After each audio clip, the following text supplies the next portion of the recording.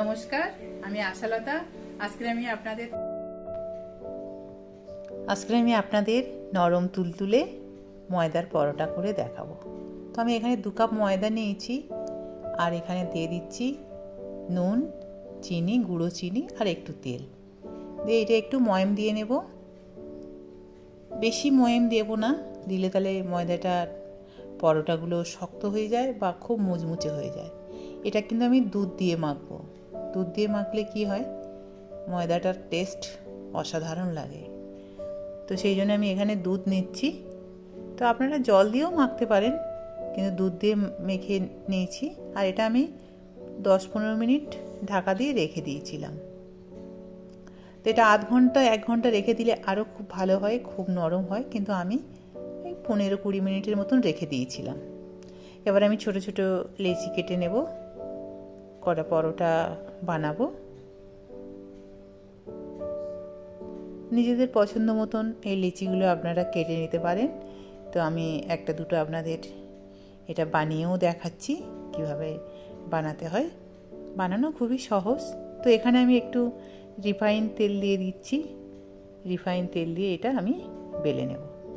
আপনাদের যদি ময়দা দিয়ে বেলতে সুবিধা হয় তো এটা ময়দা দিয়েও বেলতে পারেন। তো আমি এটা তেল দিয়ে বেলে নিচ্ছি। তো ভালো করে এটা বেলে নেব।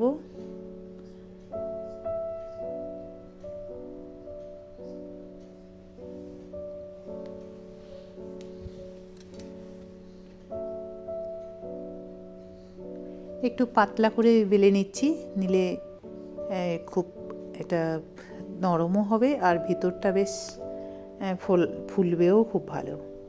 তো এবার আমি 3 কোণা করে নিচ্ছি। আপনাদের পছন্দ মতন করে নিতে পারেন, গোলও পরোটা বানাতে পারেন। তো আমি একটু 3 কোণা পরোটা বানাচ্ছি, দেখতে ভালো লাগবে তাই জন্যে। তো দেখুন, একটা আমি আপনাদের বানিয়ে দেখালাম।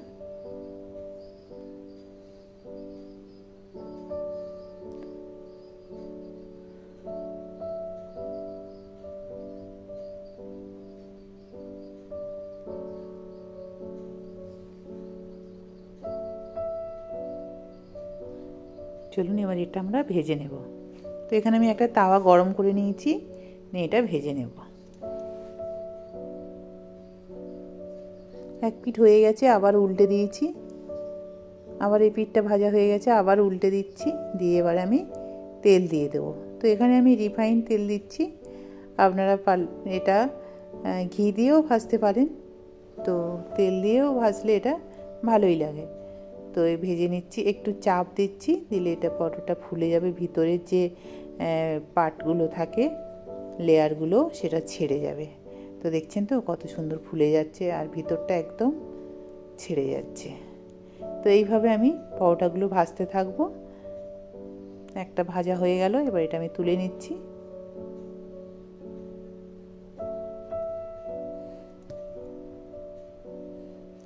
আরও একটা দিয়ে দিলাম, এটাও এক পিঠ হয়ে গেছে, আবার তুলে নিয়েছি। নিয়ে আবার আমি এখানে তেল দিয়ে দিচ্ছি।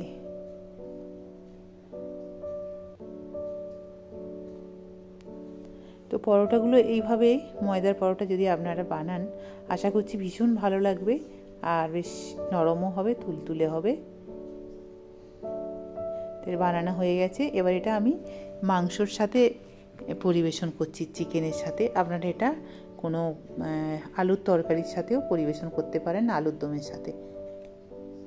আমার এই রেসিপিটা যদি আপনাদের ভালো লাগে তাহলে লাইক করবেন, শেয়ার করবেন, সাবস্ক্রাইব করবেন আর আমার বেল আইকনে ক্লিক করবেন। তাহলে নতুন নতুন ভিডিওর সাথে আপনারা আপডেট থাকতে পারবেন। নমস্কার।